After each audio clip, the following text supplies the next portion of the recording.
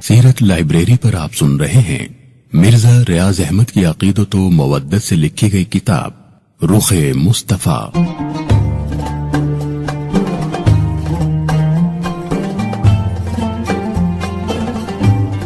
رخ مصطفیٰ part 32۔ رخ تیرا چند نالوں سونا، تیرے جیا ہور نہیں ہونا، یار اپنے نو بنا کے رب نے تے ہور نہیں بناونا۔ سونیا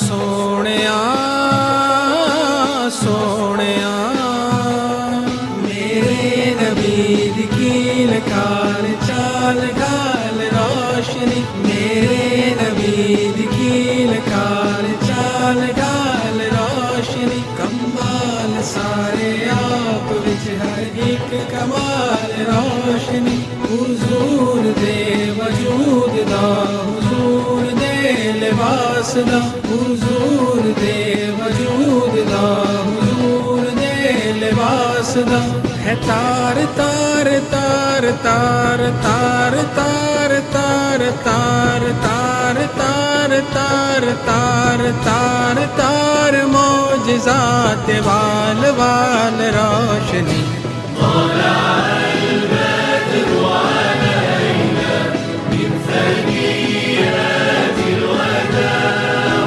وجب الشكر علينا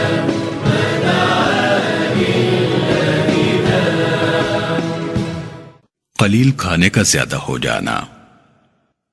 امام بخاری اپنی سند کے ساتھ حضرت انس بن مالک رضی اللہ تعالیٰ عنہ سے روایت کرتے ہیں کہ ابو طلحہ نے اپنی رفیق حیات ام سلیم کو کہا کہ میں نے رسول اللہ کی آواز سنی ہے، مجھے اس میں نقاہت اور کمزوری محسوس ہوئی، میرا خیال ہے کہ اس کمزوری کی وجہ فاقہ ہے، کیا تمہارے پاس کوئی چیز ہے؟ اس نے کہا کہ ہاں۔ اس نے جو کی چند روٹیاں کپڑے میں لپیٹ کر حضرت انس کو دیں کہ جا کر بارگاہ رسالت میں پیش کریں۔ حضرت انس کہتے ہیں کہ میں رسول اللہ کی خدمت میں حاضر ہوا تو اس وقت آپ مسجد میں رونق افروز تھے، بہت سے لوگ خدمت اقدس میں حاضر تھے، میں وہاں جا کر کھڑا ہو گیا۔ رسول اللہ نے میری طرف دیکھ کر فرمایا، تمہیں ابو طلحہ نے بھیجا ہے؟ میں نے کہا کہ جی ہاں۔ پھر پوچھا کہ کیا کچھ کھانا دے کر بھیجا ہے؟ عرض کیا کہ جی ہاں یا رسول اللہ۔ اس کے بعد رسول اللہ نے جتنے لوگ وہاں بیٹھے تھے سب کو فرمایا، اٹھو اور اپنے بھائی کی دعوت قبول کرو۔ رسول اللہ صحابہ کرام کے ساتھ روانہ ہوئے۔ حضرت انس کہتے ہیں کہ میں نے آگے جا کر ابو طلحہ کو سارا ماجرا سنایا۔ وہ دوڑتے ہوئے ام سلیم کے پاس گئے اور صورتحال سے آگاہ کیا کہ رسول اللہ لوگوں کے ہمراہ تشریف لا رہے ہیں، ہمارے پاس کھلانے کے لیے کوئی چیز نہیں۔ اس کی بیوی ام سلیم نے بڑے اعتماد سے جواب دیا، تمہیں گھبرانے کی ضرورت نہیں، اللہ ورسولہ اعلم، اللہ اور اس کے رسول بہتر جانتے ہیں۔ رسول اللہ نے جب ابو طلحہ کے گھر میں قدم رنجہ فرمایا تو ارشاد کیا، ام سلیم تمہارے پاس جو کچھ ہے وہ لے آؤ۔ اس نے جو کی روٹی خدمت اقدس میں پیش کر دی۔ رسول اللہ نے حکم دیا کہ اسے ٹکڑے ٹکڑے کر دو۔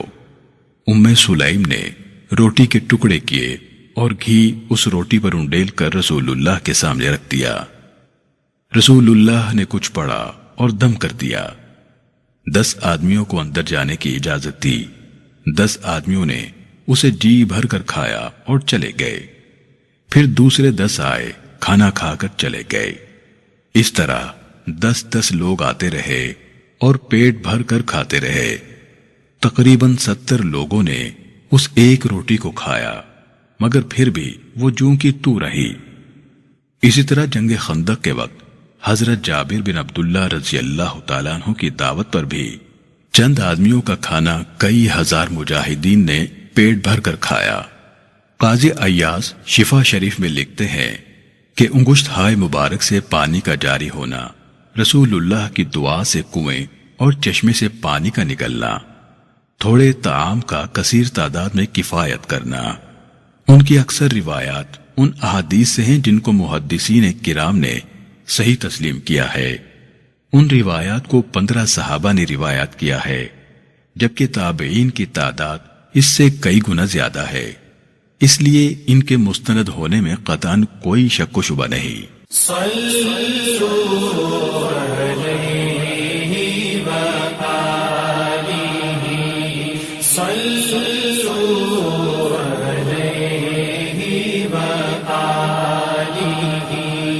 ابن سعد طبقات میں روایت کرتے ہیں کہ حضرت علی زین العابدین نے روایت کی، ایک روز سیدۃ النساء فاطمۃ الزہرا رضی اللہ تعالیٰ عنہ نے صبح کے ناشتے کے لیے سالن بنایا۔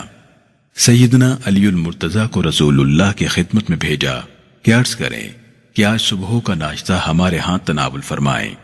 رسول اللہ تشریف لے گئے اور اپنی نور نظر کو حکم دیا کہ تمام امہات المومنین کے لیے ایک ایک بڑا پیالہ سالن سے بھرا ہوا بھیجیں۔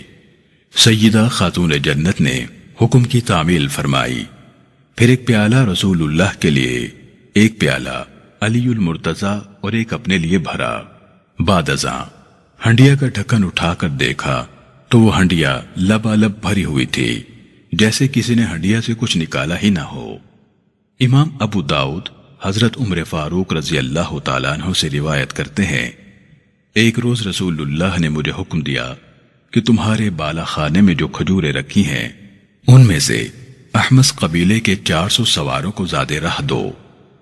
حضرت عمر رضی اللہ تعالیٰ عنہ بیان کرتے ہیں کہ میں نے عرض کیا کہ یا رسول اللہ، وہ کھجوریں تو چند سا ہیں، یہ اتنے آدمیوں کی کس طرح کفایت کریں گی؟ رسول اللہ نے فرمایا، جاؤ اور فکر مت کرو کہ کھجوریں کم ہیں۔ سیدنا فاروق اعظم رضی اللہ تعالیٰ عنہ تعمیل حکم کے لیے گئے اور تمام لوگوں میں زیادہ راہ تقسیم کیا، پھر بھی کھجوروں کا ڈھیر یوں معلوم ہوتا تھا کہ اس میں سے کھجور کا ایک دانہ بھی کسی نے نہ لیا ہو۔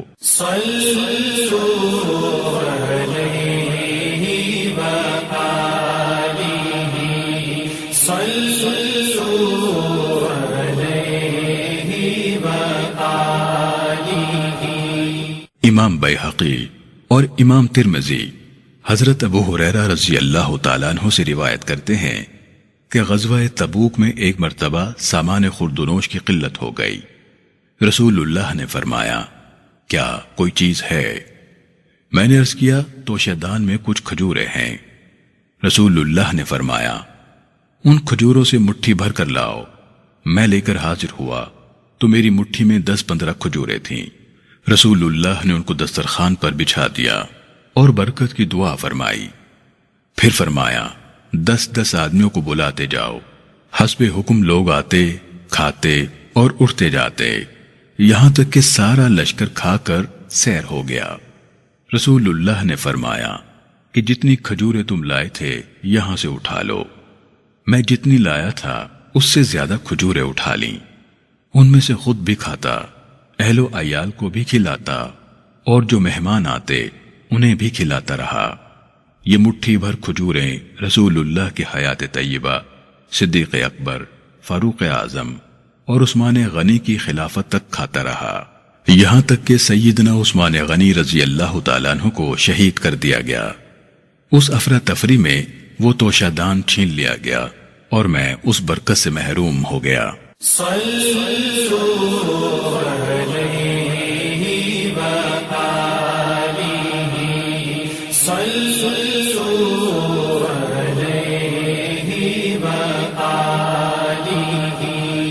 حضرت بریدہ رضی اللہ تعالیٰ عنہ فرماتے ہیں کہ ایک اعرابی نے رسول اللہ صلی اللہ علیہ وآلہ وسلم سے معجزہ طلب کیا تو آپ نے فرمایا کہ اس درخت سے جا کر کہہ دو کہ تجھے اللہ کا رسول بلاتا ہے۔ حضرت بریدہ رضی اللہ تعالیٰ عنہ بیان کرتے ہیں کہ درخت یہ حکم سنتے ہی آگے پیچھے اور دائیں بائیں کو جھکا، جس سے اس کی جڑیں اکھڑ گئیں، پھر وہ زمین کو چیرتا ہوا، اپنی جڑیں گھسیٹتا اور مٹی اڑاتا ہوا بارگاہ رسالت میں حاضر ہو گیا۔ عرض گزار ہوا، السلام علیک یا رسول اللہ۔ اعرابی نے کہا، اب اس درخت کو اپنے جگہ پر لوٹ جانے کا حکم دیجیے۔ رسول اللہ نے واپس لوٹ جانے کا حکم فرمایا۔ درخت اپنی جگہ لوٹ گیا، جڑیں جم گئیں اور وہ بالکل سیدھا کھڑا ہو گیا۔ وہ اعرابی عرض گزار ہوا کہ مجھے آپ سجدہ کرنے کی اجازت رحمت فرمائیے۔ رسول اللہ نے فرمایا، اگر مخلوق میں سے کسی کے لیے سجدہ کرنے کا حکم ہوتا تو عورتوں کو حکم دیتا کہ وہ اپنے خاوند کو سجدہ کریں، مگر سجدہ اللہ کے سوا کسی کو سزاوار نہیں۔ اس کے بعد اعرابی نے دونوں ہاتھوں اور پاؤں کو چومنے کی اجازت مانگی۔ رسول اللہ نے اس کو اجازت دے دی۔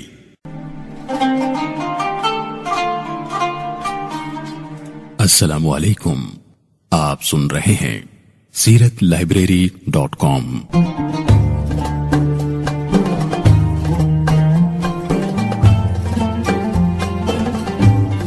ستون حنانہ کا آہو بکا کرنا۔ حضور میری تو ساری بہار آپ سے ہے، میں بے قرار تھا، میرا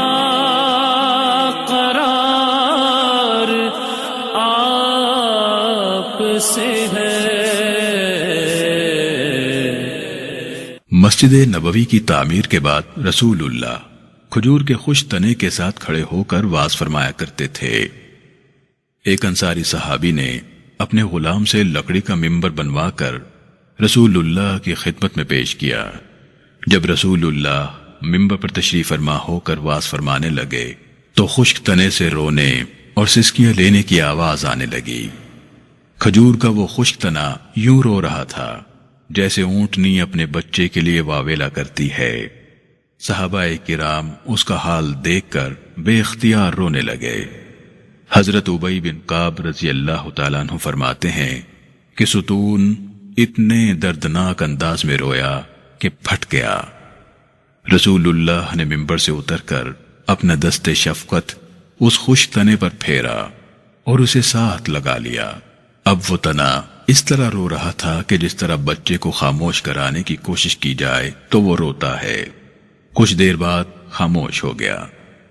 امام حسن بصری رحمت اللہ علیہ جب اس حدیث کو بیان کرتے تو زاروں قطار روتے اور کہا کرتے، خدا کے بندو، جب خشک لکڑی منصب رسالت کی عظمت کو مد نظر رکھتے ہوئے رسول اللہ کے فراق میں روئی تو ہمیں آپ کی زیارت کا اشتیاق بدرجہ زیادہ ہونا چاہیے۔ رسول اللہ نے فرمایا کہ یہ اس لیے رو رہا تھا کہ پہلے وہ ذکر سنتا تھا اور اب اس عظمت سے محروم ہو گیا۔ حضور میری تو ساری بہار آپ سے ہے، میں بے قرار تھا، میرا قرار آپ سے ہے۔ امام شافعی رحمت اللہ علیہ کہتے ہیں کہ اللہ تعالیٰ نے رسول اللہ کو حنین الجزع یعنی کھجور کے خشک تنے کا رونا ایک معجزے کے طور پر عطا کیا، حتیٰ کہ لوگوں نے اس کے رونے کی آواز سنی۔ یہ معجزہ یقیناً حضرت عیسیٰ علیہ السلام کے احیاء موتیٰ سے بڑھ کر ہے۔ یہ واقعہ تمام مستند محدثین اور مورخین نے بیان کیا ہے۔ دارمی میں روایت ہے کہ رسول اللہ نے فرمایا، کھجور کے تنے اپنے لیے دو باتوں میں سے ایک کا انتخاب کر لے، اگر تو چاہتا ہے تو میں تجھے اسی مکان میں تر و تازہ کر دیتا ہوں، اور جنت کی خواہش رکھتا ہے تو تجھے وہاں لگا دیتا ہوں۔ خشک تنے نے جنت میں جانے کو ترجیح دی۔ رسول اللہ نے اس کی یہ خواہش قبول فرمائی۔ رسول اللہ کے حکم سے اس ستون کو ممبر کے نیچے دفن کر دیا گیا۔ میری تو ہستی ہی کیا ہے، میرے غریب نواز، جو مل رہا ہے مجھے سارا پیار آپ سے ہے۔ حضرت ابی بن کعب رضی اللہ تعالیٰ عنہ کی روایت ہے کہ رسول اللہ اس ستون کے نزدیک اکثر نماز ادا کیا کرتے تھے۔ یہ بات قابل غور ہے کہ لکڑی کا خشک تنا رسول اللہ کے جسم اطہر سے مس ہونے سے ذی حس اور ذی شعور ہو گیا۔ حضرت علی المرتضی فرماتے ہیں، ہم مکہ مکرمہ میں رسول اللہ کے ہمراہ تھے تو آپ جس طرف تشریف لے جاتے، جو پہاڑ اور درخت سامنے آتا وہ سلام عرض کرتا، السلام علیک یا رسول اللہ۔ حضرت جابر بن سمرہ رضی اللہ تعالیٰ عنہ روایت کرتے ہیں کہ رسول اللہ نے فرمایا، میں اس پتھر کو جانتا ہوں جو مجھ پر سلام عرض کیا کرتا تھا۔ السلام علیک یا رسول اللہ، السلام علیک یا حبیب اللہ۔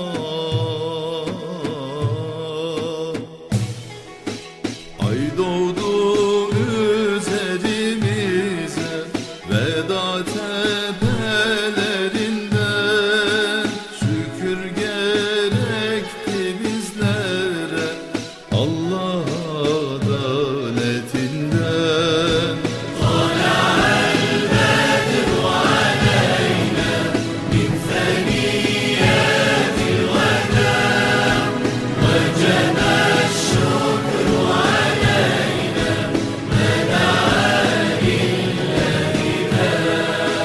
حضرت جابر بن عبداللہ رضی اللہ تعالیٰ عنہ سے روایت ہے کہ رسول اللہ جس پتھر اور درخت کے پاس سے گزرتے وہی آپ کو سجدہ کرتا۔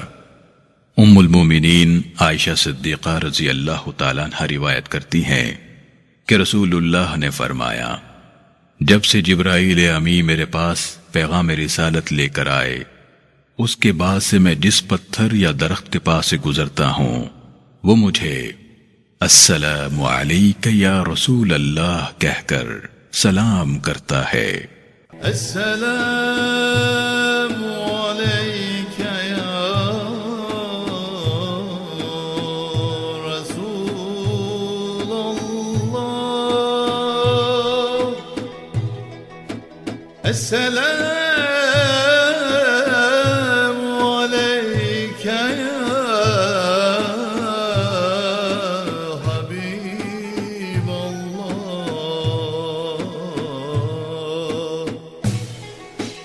Ay doğdu üzerimize veda tepelerinden, şükür gerekti bizlere Allah adaletinden.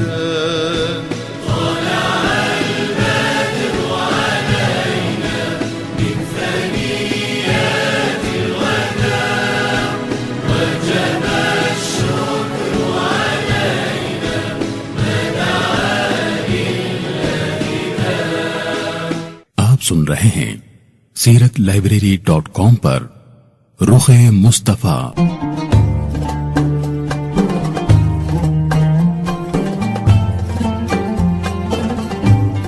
احد پہاڑ کانپنے لگا۔ حضرت انس رضی اللہ تعالیٰ عنہ سے مروی ہے کہ رسول اللہ احد پہاڑ پر جلوہ افروز ہوئے۔ اس وقت آپ کے ہمراہ حضرت ابو بکر صدیق، حضرت عمر فاروق اور حضرت عثمان غنی رضی اللہ عنہم تھے۔ پہاڑ مارے ہیبت کے تھر تھرانے لگا۔ سید العالمین صلی اللہ علیہ وآلہ وسلم نے فرمایا، اے پہاڑ ٹھہر جا، اس وقت تجھ پر ایک نبی، ایک صدیق اور 2 شہید ہیں۔ اور پہاڑ ٹھہر گیا۔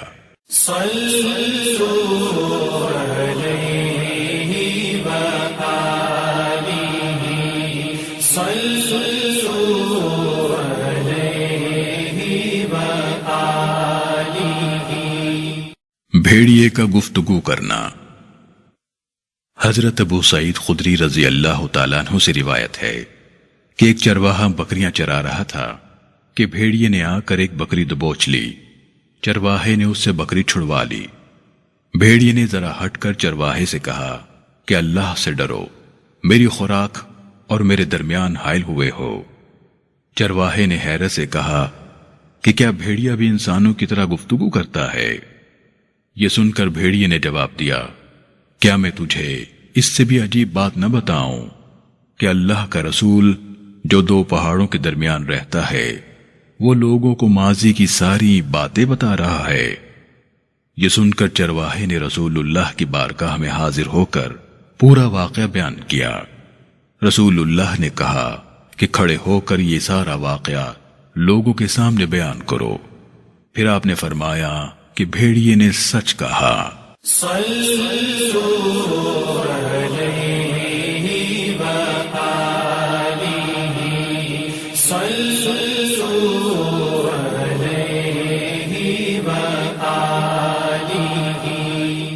ہرنی کی ضمانت۔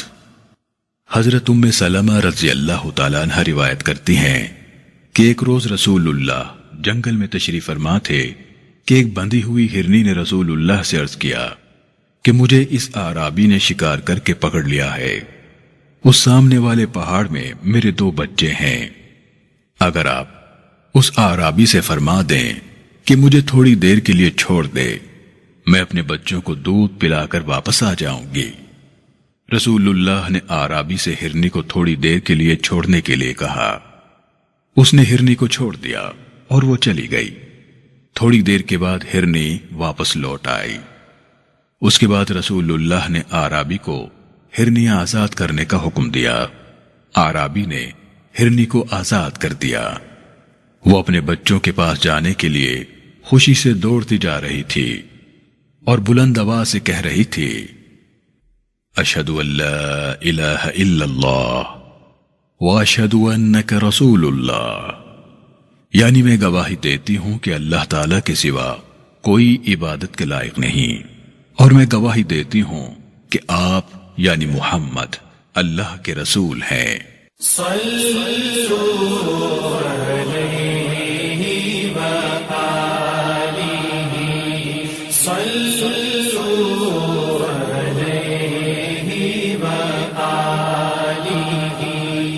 رسول اللہ کا دست شفا۔ حضرت قتادہ بن نعمان رضی اللہ تعالیٰ عنہ جنگ احد میں شریک ہوئے۔ جنگ میں آپ کو تیر لگا جس سے آپ کی ایک آنکھ باہر آ گئی۔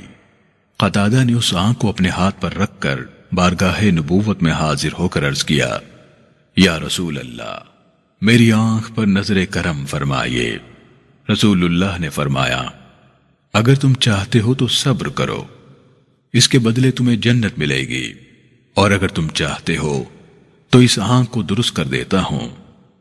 قتادہ نے عرض کیا کہ یا رسول اللہ، بے شک جنت بہت خوبصورت جزا ہے، اللہ کا گراں قدر عطیہ ہے، لیکن مجھے ڈر لگتا ہے کہ میری بیوی جس سے مجھے بڑی محبت ہے وہ مجھے کانا کہے گی، مہربانی فرما کر میری آنکھ درست فرما دیں اور اللہ تعالیٰ سے مجھے جنت بھی لے دیں۔ رسول اللہ نے اس کی آنکھ کو اس کے مقام پر رکھ دیا، پھر دعا فرمائی، اللہم اکسہی جمالا، اے اللہ اس کے چہرے کو حسین و جمیل بنا دے۔ رسول اللہ کی برکت سے قتادہ کی وہ ضائع شدہ آنکھ نہ صرف ٹھیک ہو گئی بلکہ اس کی بینائی درست آنکھ سے تیز تر ہو گئی۔ ساری زندگی اس آنکھ کو آشوب چشم نہ ہوا۔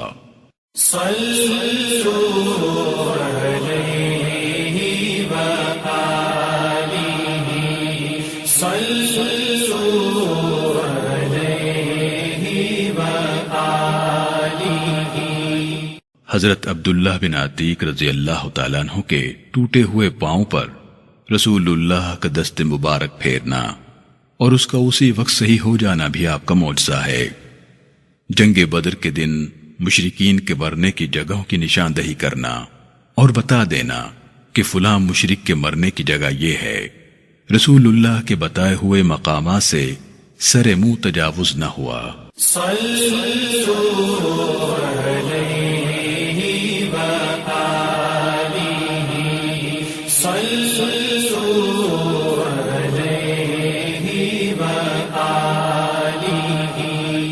رسول اللہ کو تمام زبانوں کا علم دیا گیا۔ رسول اللہ ہر شخص کے ساتھ اس کی زبان میں کلام کیا کرتے تھے۔ رسول اللہ کا یہ کمال قدرت الہیہ اور عطیہ ربانیہ کا آئینہ دار ہے۔ آپ تمام مخلوق کی طرف مبعوث کیے گئے ہیں۔ اللہ تعالیٰ نے رسول اللہ کو تمام زبانوں کا علم بھی عطا کیا۔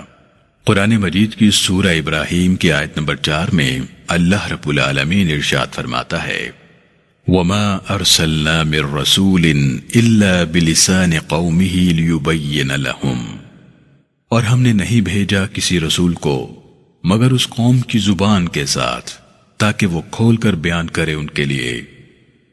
رسول اللہ جس زبان میں بھی گفتگو کرتے وہ اہل زبان کی گفتگو سے زیادہ فصیح اور بلیغ ہوتی۔ یہ وصف آپ کے شایان شان تھا۔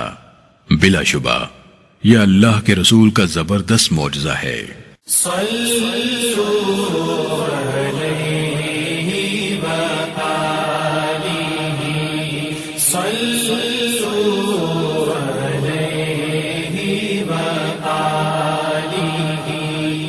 تاریک رات میں دن کی طرح دیکھنا۔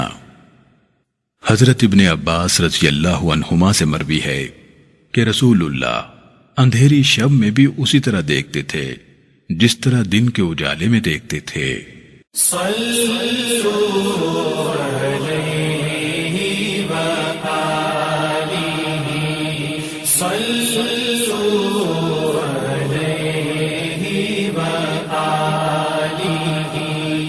رومال کا آگ میں نہ جلنا۔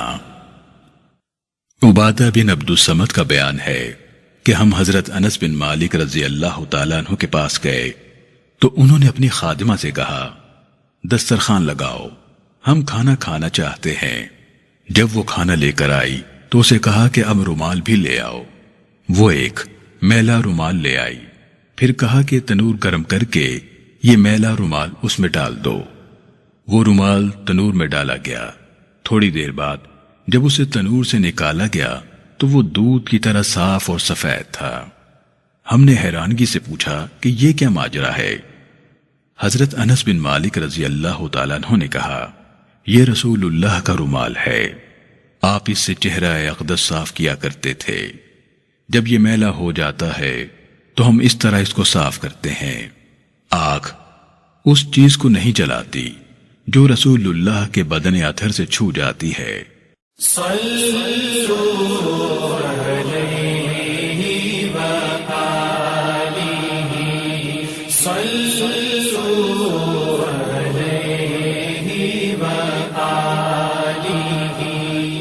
حضرت عتبہ سلمی رضی اللہ تعالیٰ عنہ فرماتے ہیں کہ مجھے گرمی دانے نکل آئے جو کہ بہت تکلیف دیتے تھے۔ میں دربار رسالت میں حاضر ہوا اور عرض کیا، میری شکایت سن کر رسول اللہ نے فرمایا کرتا اتار کر بیٹھ جاؤ۔ میں بیٹھ گیا تو رسول اللہ نے اپنی دونوں ہتھیلیوں پر پھونک مار کر میرے جسم پر پھیر دیا۔ میری تکلیف جاتی رہی۔ رسول اللہ کے دست شفقت کی وجہ سے اس وقت سے میرے جسم سے خوشبو مہکتی رہتی ہے۔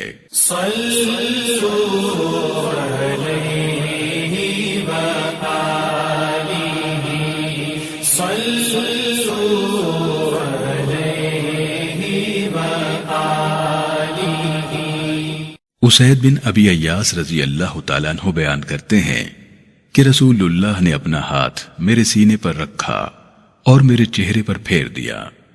اس کے بعد میں جس تاریک گھر میں داخل ہوتا وہ گھر روشن ہو جاتا۔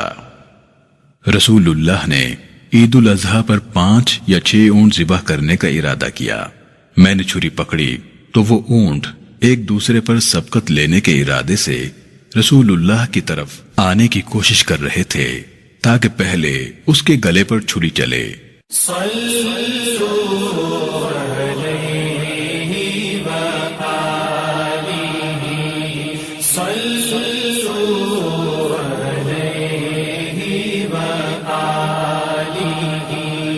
قبل از وقوع واقعہ سے مطلع فرمایا۔ حضرت حذیفہ رضی اللہ تعالیٰ عنہ سے روایت ہے کہ رسول اللہ صلی اللہ علیہ وآلہ وسلم نے ایک مجلس میں روز اول سے قیامت تک جو کچھ ہو چکا یا ہونے والا تھا، حتیٰ کہ جنتیوں کے جنت میں اور دوزخیوں کے دوزخ میں جانے تک سب بیان فرما دیا۔ جس نے یاد رکھا اس نے یاد رکھا، اور جو بھول گیا وہ بھول گیا۔ بعض اوقات ہم کسی واقعے کو بھول گئے ہوتے، مگر جب وقوع پذیر ہوتا تب یاد آ جاتا، یعنی واقع ہو جانے کے بعد پہچان جاتے کہ یہ وہی بات ہے جس کی رسول اللہ نے خبر دی تھی۔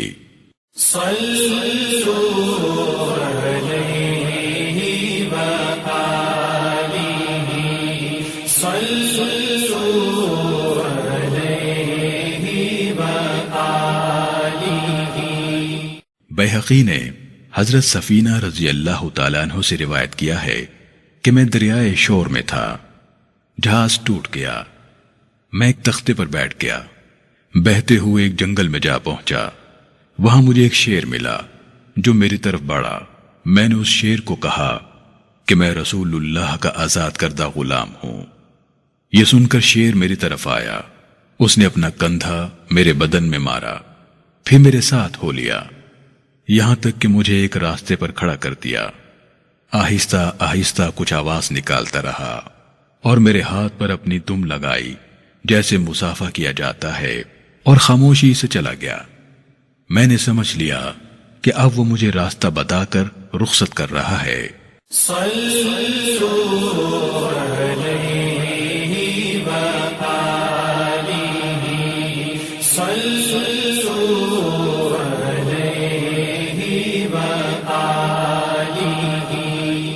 کھجور کی ٹہنی کا تلوار بن جانا۔ غزوہ احد میں جب حضرت عبداللہ بن جہش رضی اللہ تعالیٰ عنہ کی تلوار ٹوٹ گئی تو رسول اللہ نے ایک کھجور کی ٹہنی میں رحمت فرمائی۔ یہ ٹہنی ان کے ہاتھ میں آتے ہی تلوار بن گئی، جس کے ساتھ حضرت عبداللہ بن جہش رضی اللہ تعالیٰ عنہ لڑتے رہے۔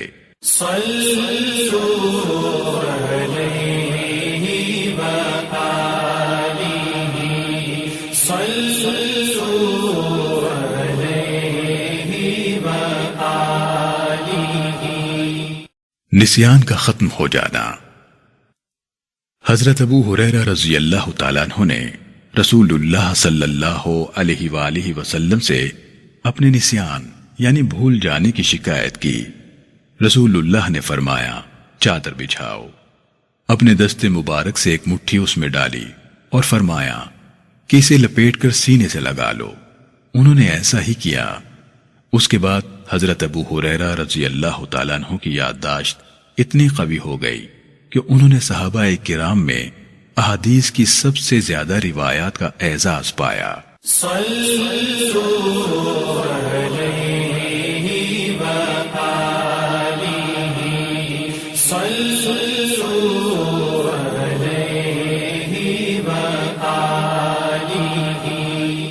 سید عالم کے اخروی خصائص۔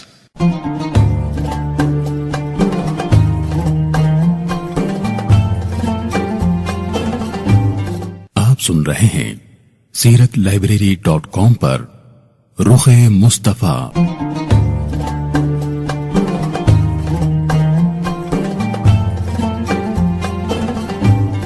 شفاعت۔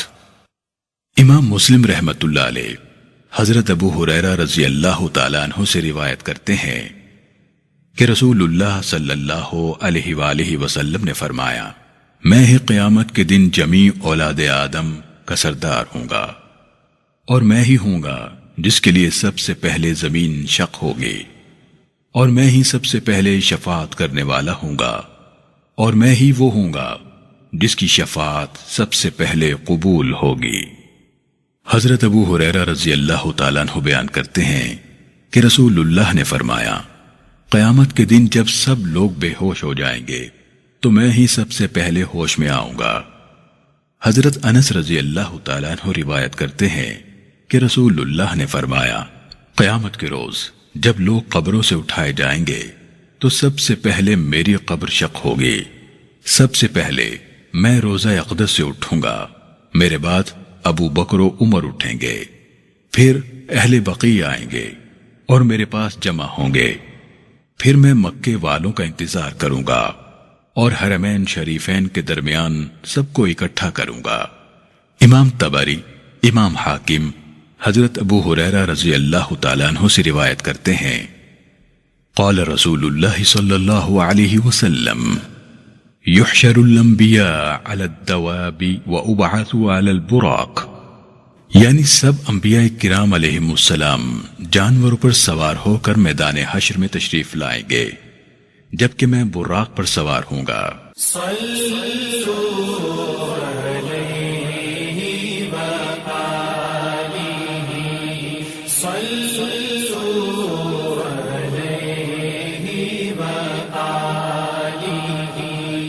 حضرت ابو سعید خدری رضی اللہ تعالیٰ عنہ سے روایت ہے کہ رسول اللہ نے فرمایا، میرے ہاتھ میں قیامت کے روز لواء الحمد ہوگا، اور جتنے نبی ہیں، آدم بھی اور ان کے علاوہ اور بھی، وہ سب میرے پاس لواء الحمد کے نیچے ہوں گے۔ حضرت ابو ہریرہ رضی اللہ تعالیٰ عنہ روایت کرتے ہیں کہ رسول اللہ نے فرمایا کہ جہنم کے وسط میں پل صراط قائم کیا جائے گا، سب رسولوں سے پہلے میں اپنی امت کو لے کر گزروں گا۔ حضرت انس رضی اللہ تعالیٰ عنہ روایت کرتے ہیں کہ رسول اللہ نے فرمایا، لوگ حشر کے میدان میں جمع ہوں گے، ان کا سانس گھٹنے لگے گا، پسینہ بہہ رہا ہوگا، سورج بالکل قریب ہوگا، کھڑے کھڑے بہت دیر ہو جائے گی، یہاں تک کہ پریشانی کی انتہا ہو جائے گی۔ اس دن کی تکالیف کو مد نظر رکھتے ہوئے سبھی کہیں گے، کاش ہم اپنے پروردگار کے پاس کوئی سفارش لے جاتے تاکہ وہ ہمیں ان تکالیف سے جن میں ہم مبتلا ہیں نجات دیتا۔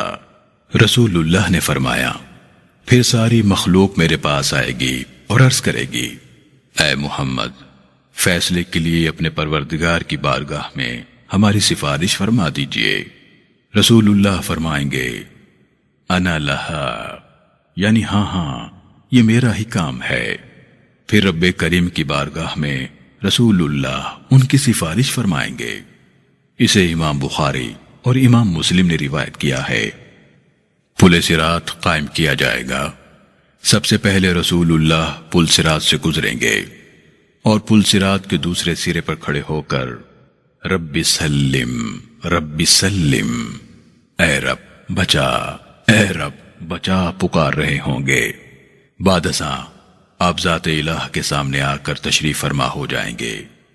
رسول اللہ سجدے کی اجازت مانگیں گے، سجدہ کرنے کی اجازت دے دی جائے گی، آپ سجدہ کریں گے، پھر اللہ تبارک و تعالی ارشاد فرمائے گا، یا محمد ارفع رأسک وقل تسمع وسل تعطى واشفع تشفع، اے محبوب مکرم اپنا سر اقدس اٹھائیے، مانگیے دیا جائے گا، سفارش فرمائیے آپ کی سفارش قبول ہوگی، دعا فرمائیے مقبول ہوگی۔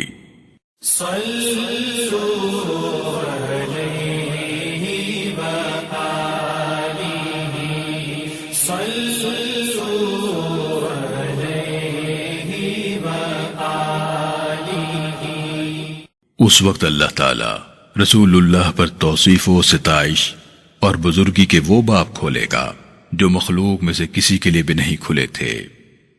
رسول اللہ سر انور اٹھا کر 2 یا 3 مرتبہ اپنی امت کی مغفرت کے لیے یا ربی امتی یا ربی امتی فرمائیں گے، اور ہر وہ شخص جس کے دل میں گیہوں کے دانے کے برابر بھی ایمان ہوگا، یا دانہ جو کی مقدار یا رائی بھر ایمان ہوگا، رسول اللہ ان کی بھی سفارش فرمائیں گے۔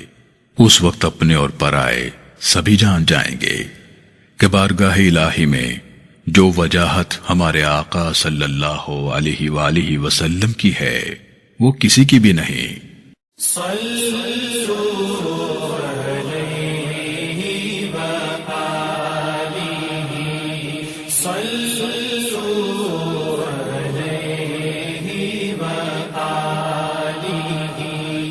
حضرت معاذ بن جبل اور حضرت ابو موسیٰ اشعری رضی اللہ عنہما روایت کرتے ہیں کہ رسول اللہ نے فرمایا، مجھے اللہ تعالیٰ نے امت کی شفاعت کرنے یا آدھی امت کو جنت میں داخل کرنے کا اختیار دیا، تو میں نے امت کے لیے شفاعت کو اختیار کیا، اس لیے کہ مجھے معلوم تھا کہ سفارش میں سبھی سما جائیں گے۔ رسول اللہ نے فرمایا، کیا تم خیال کرتے ہو کہ میں پرہیزگاروں کی شفاعت کروں گا؟ شفاعت تو گنہگاروں اور خطا کاروں کی ہوگی۔ ایک روایت میں فرمایا، میری شفاعت ہر اس آدمی کے لیے ہوگی جس نے سچے دل سے کہا ہوگا اللہ تعالیٰ کے سوا اور کوئی معبود نہیں، اور اس کی زبان اس کے دل کی تصدیق کرتی ہوگی۔ نیک عمل تے مان ہے نیکوکارانو، سرکار دا بوہا کافی اگنہارانو۔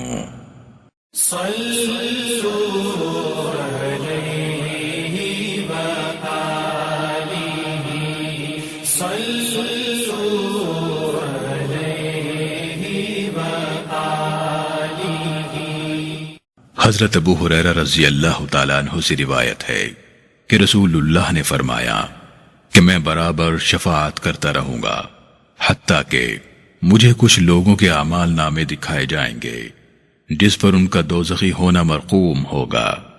جب میں ان کی شفاعت کر رہا ہوں گا تو دوزخ کا داروغہ کہے گا، یا رسول اللہ، آپ نے تو اپنی امت پر اللہ تعالیٰ کی ذرا سی ناراضی بھی نہیں رہنے دی۔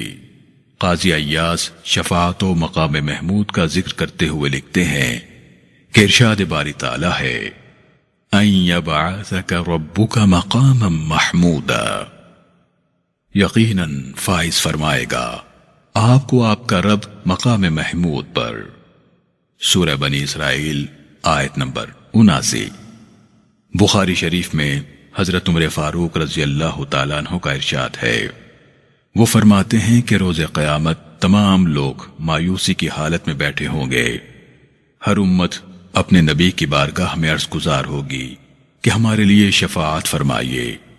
اس روز اللہ تعالیٰ اپنے حبیب مکرم صلی اللہ علیہ وآلہ وسلم کو مقام محمود عطا فرمائے گا، ایسے مقام پر کھڑا کرے گا جس کو دیکھ کر سب چھوٹے بڑے انسان ان کی تعریف و توصیف میں رطب اللسان ہو جائیں گے۔ مسند امام احمد میں کعب بن مالک رضی اللہ تعالیٰ عنہ روایت کرتے ہیں کہ رسول اللہ نے فرمایا، قیامت کے روز جب سارے انسان جمع ہوں گے تو میں اپنی امت سمیت ایک بلند ٹیلے پر ہوں گا، مجھے سبز رنگ کا جنتی لباس پہنایا جائے گا، پھر مجھے اللہ کی طرف سے شفاعت کرنے کا اذن مل جائے گا، اور میں کچھ کہوں گا، یعنی جو اللہ تعالیٰ چاہے گا وہی کہوں گا، اور اسی جگہ کا نام مقام محمود ہے۔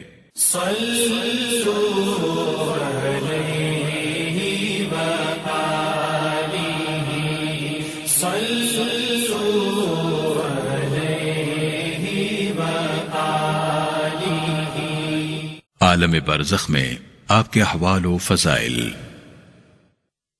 عبداللہ بن مبارک نے حضرت سعید بن مسیب سے روایت کیا ہے کہ کوئی دن ایسا نہیں ہے کہ رسول اللہ کی امت کے اعمال صبح و شام پیش نہ کیے جاتے ہوں۔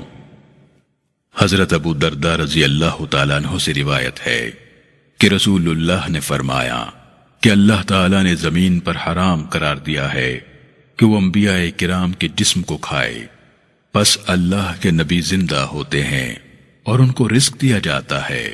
اس سے رسول اللہ کا قبر میں زندہ ہونا ثابت ہوا۔ یہ عالم رزق اس عالم کے شایع نشان ہے۔ شہداء کے لیے بھی حیات اور رزق دیا جانا وارد ہے، مگر انبیاء علیہم السلام کے لیے ان سے افضل اور بہتر رزق ہے۔